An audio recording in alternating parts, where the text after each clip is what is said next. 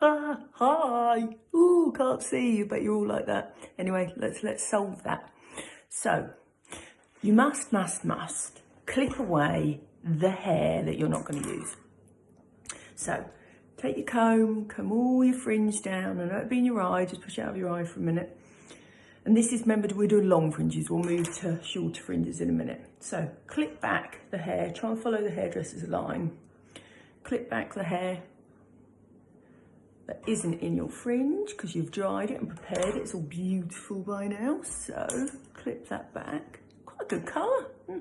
Anyway, so this is the type of fringe that we want to be able to put a break in the middle, or we want to be able to have it all over to the side and sit nicely. It's a bit heavy and a bit lumpy to do at the moment. So all we're doing to trim a little bit, you might even want this type of length fringe, always do a little bit at a time. So you can always cut more off, but you can't obviously glue it back on. So we've got our scissors, we've sectioned our hair.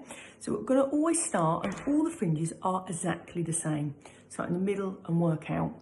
Most fringes as well have a slight contour, which if you cut your fringes mostly in the center, this goes for all fringes, unless you want short, sharp fringes, what we can talk about later.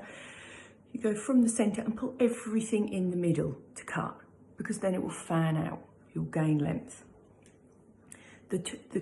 Basically, the top tips with it. The flatter you hold it to your face, compared to away, the heavier it will become. So if you cut it here, it'd be heavy. If you elevate it out at about 45-degree angle, you will always create softness. So when it falls back, it's much softer and much lighter.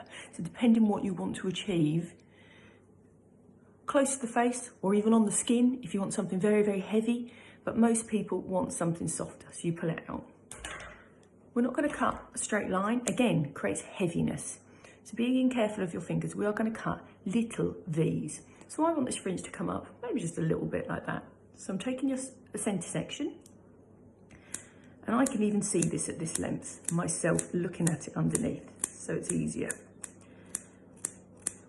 Little triangles, you see? See how frayed then that line is? And drop it down. So it's still heavy enough.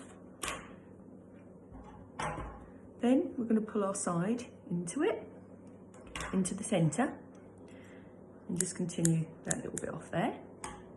When that falls down, you can see it comes longer than at the side because we've taken it into the center. And the same as the other. Pull that right into the center. You see the pieces to cut off? Being careful of your fingers. That's why I always hold it in your fingers. Hairdressers obviously sometimes hold it in the combs, but that's obviously easy for a hairdresser to do. And drop it down. And then check balance. So we hold it both sides and we check the balance of it. And really it's mostly visual of what it looks like. So with this fringe, I want to be able to push it over to the side. Is it the length I want it to be? Now for a side fringe, that's what you want to be looking at. And then if you think, oh no, I want a little bit more, take it back down, comb it in the middle, center panel first, trim, trim, trim, side into the center, side into the center, trim, trim, trim. Have another look. You may do it 3, may do it 4 times, but you'll have a fringe that you want, rather than just crazily doing it. So, you can sit nicely as a side fringe. If then when you look at it, there's little bits where you think, oh, a little bit off, be very, very careful. And just take that little bit more off. Because it is visual. And then you've got your nice line. If you want to make it softer and lighter when you pull it out, deeper V's. You see how deep we're going in there? And you know, you are taking bits of hair. Don't do it as quick as me, do it slower. Comb it down, give it a shake. Again, it starts to remove some of the weight. And you can see how much softer that is.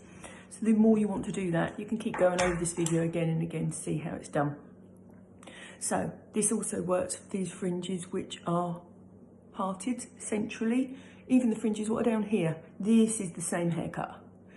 So you can part it, you can have it where you wear it over the complete side. Obviously you can have a little bit shorter in the middle here if that's how you wear your fringe, But that is a general principle of how to cut your longer fringe.